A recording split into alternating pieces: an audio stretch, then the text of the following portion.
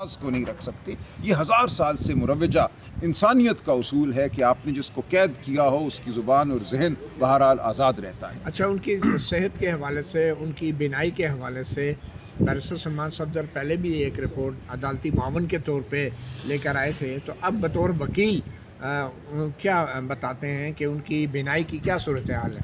جی، سلمان صفدر صاحب نے یہی کہا کہ بینائی ٹھیک نہیں ہے اب بھی، اور اسی طرح صورتحال ہے جو پہلے تھی.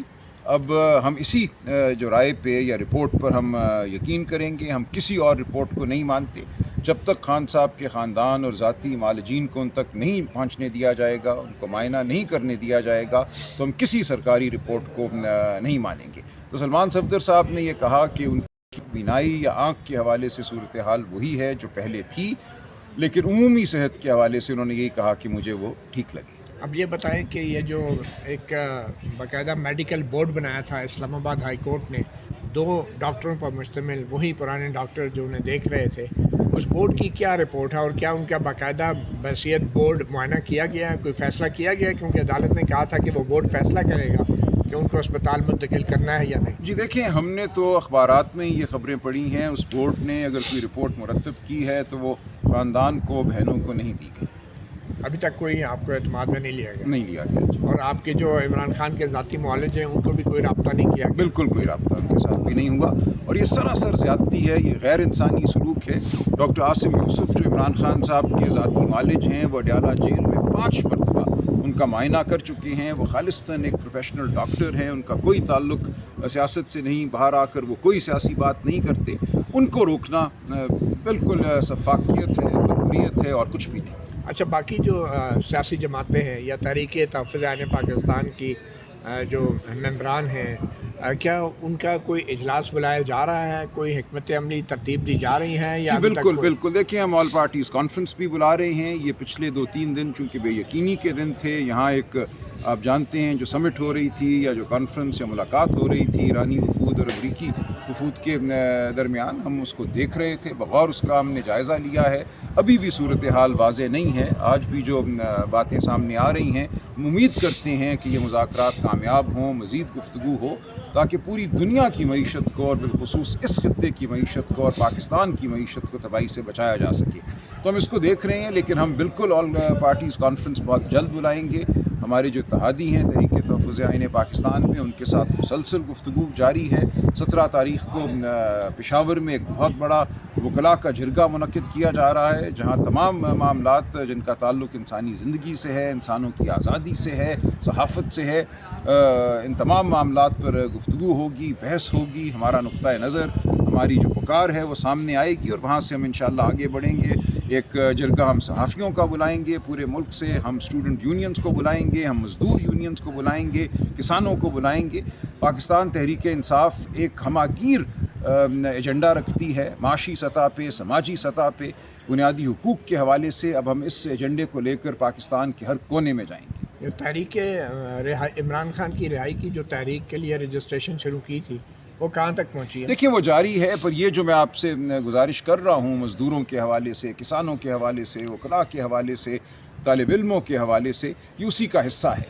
ان تمام جرگوں میں اور ان جرگوں کے بعد یہ عمل جو ہے اور تیزی سے آگے بڑھے گا. اچھا، جو القادر ٹرسٹ کیس میں ہدایات لینے کے لیے ملاقات کی اجازت لی گئی تھی، تو ابھی کیا طے ہوا ہے کہ مرکزی اپیلوں کے اوپر دلائل دیے جائیں گے یا سزاؤں کی معطلی یا ضمانت کے لیے دلائل؟ دیکھیں، جو ہدایات سلمان صفدر صاحب کو ملی ہیں وہ عدالت میں ان کا بیان کریں گے.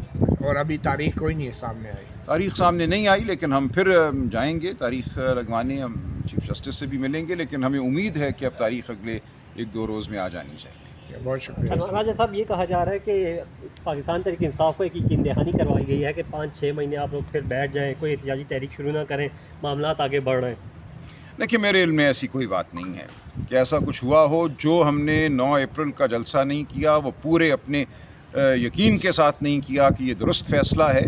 اس دن ہم بالکل نہیں چاہتے تھے کہ ہم اس مذاکراتی عمل میں جو امریکہ اور ایران کے درمیان ہونے جا رہا تھا کسی قسم کا بھی کوئی رخ نہ ڈالیں یا ہم پہ الزام لگے کہ ہم نے رخ نہ ڈالا ہے، لیکن اس سے ہٹ کر کوئی ایسی بات نہیں ہے جو ہمارے سامنے ہو۔ ہم ہر وہ قدم اٹھائیں گے جو عمران خان کی رہائی کے لیے مؤثر ہو سکتا ہے، جو پاکستانی قوم کی رہائی کے لیے مؤثر ہو سکتا ہے۔ اچھا، آج پاکستان بار کونسل کا بھی اجلاس تھا، تو اس میں کیا طے ہوا ہے؟ کراچی بار ایسوسی ایشن دیکھیں، ایک انتہائی افسوسناک صورتحال اس ملک میں پیدا ہو گئی ہے کہ جو ہمارے جمہوری ادارے ہیں، جو بار ایسوسی ایشنز ہیں، وہاں ووٹر وکیل ہوتے ہیں، وہ ہزاروں کی تعداد میں آتے ہیں، ووٹ ڈالتے ہیں۔ کراچی بار کا الیکشن دسمبر 2025 میں ہونا تھا، اس کو مؤخر کر دیا گیا۔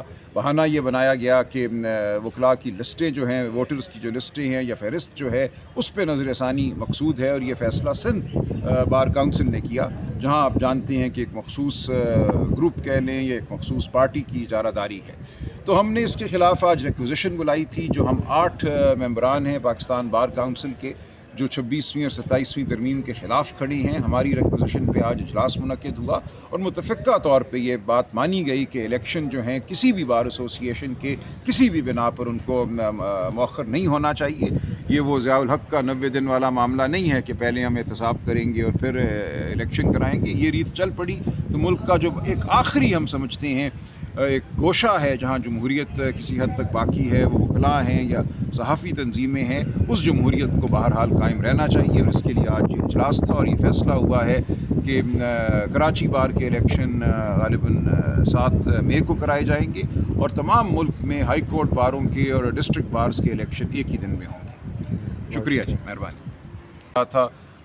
کسی قسم کا بھی کوئی رخ نہ ڈالیں یا ہم پہ الزام لگے کہ ہم نے رخ نہ ڈالا ہے، لیکن اس سے ہٹ کر کوئی ایسی بات نہیں ہے جو ہمارے سامنے ہو۔ ہم ہر وہ قدم اٹھائیں گے جو عمران خان کی رہائی کے لیے مؤثر ہو سکتا ہے، جو پاکستانی قوم کی رہائی کے لیے مؤثر ہو سکتا ہے۔ اچھا، آج پاکستان بار کونسل کا بھی اجلاس تھا، تو اس میں کیا طے ہوا ہے؟ کراچی بار ایسوسی ایشن دیکھیں، ایک انتہائی افسوسناک صورتحال اس ملک میں پیدا ہو گئی ہے کہ جو ہمارے جمہوری ادارے ہیں، جو بار ایسوسی ایشنز ہیں، وہاں ووٹر وکیل ہوتے ہیں، وہ ہزاروں کی تعداد میں آتے ہیں، ووٹ ڈالتے ہیں۔ کراچی بار کا الیکشن دسمبر 2025 میں ہونا تھا، اس کو مؤخر کر دیا گیا۔ بہانہ یہ بنایا گیا کہ وکلاء کی لسٹیں جو ہیں، ووٹرز کی جو لسٹیں ہیں یا فہرست جو ہے، اس پہ نظر ثانی مقصود ہے، اور یہ فیصلہ سندھ بار کونسل نے کیا، جہاں آپ جانتے ہیں کہ ایک مخصوص گروپ کہہ لیں یا ایک مخصوص پارٹی کی اجارہ داری ہے۔ تو ہم نے اس کے خلاف آج ریکوزیشن بلائی تھی، جو ہم 8 ممبران ہیں پاکستان بار کونسل کے، جو 26ویں اور 27ویں ترمیم کے خلاف کھڑے ہیں۔ ہماری ریکوزیشن پہ آج اجلاس منعقد ہوا اور متفقہ طور پہ یہ بات مانی گئی کہ الیکشن جو ہیں کسی بھی بار ایسوسی ایشن کے کسی بھی بنا پر ان کو مؤخر نہیں ہونا چاہیے۔ یہ وہ ضیاء الحق کا 90 دن والا معاملہ نہیں ہے کہ پہلے ہم احتساب کریں گے اور پھر الیکشن کرائیں گے۔ یہ ریت چل پڑی تو ملک کا جو ایک آخری ہم سمجھتے ہیں ایک گوشہ ہے جہاں جمہوریت کسی حد تک باقی ہے، وہ وکلاء ہیں یا صحافی تنظیمیں ہیں، اس جمہوریت کو بہرحال قائم رہنا چاہیے، اور اس کے لیے آج یہ اجلاس تھا اور یہ فیصلہ ہوا ہے کہ کراچی بار کے الیکشن غالباً 7 مئی کو کرائے جائیں گے، اور تمام ملک میں ہائی کورٹ باروں کے اور ڈسٹرکٹ بارز کے الیکشن ایک ہی دن میں ہوں گے۔ شکریہ جی، مہربانی۔